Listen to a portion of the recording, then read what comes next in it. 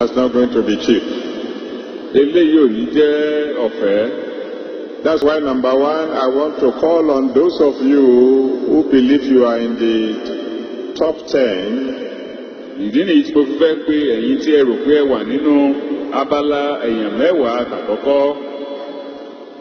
Who by the grace of God can give 1 billion naira. Who by the grace of God can give 1 billion naira. Who by the grace of God can give 1 billion naira. Who by the grace of God can give 1 billion naira.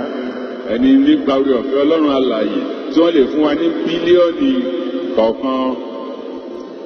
Such people should please see my secretary in the office tonight for a very special announcement. Kí gbogbo orú àwọn bẹ́ẹ̀ rí akọ̀wé mi nínú ọ́fíìsì wa lálẹ́ yìí fún ìfitónilétí pàtàkì kan.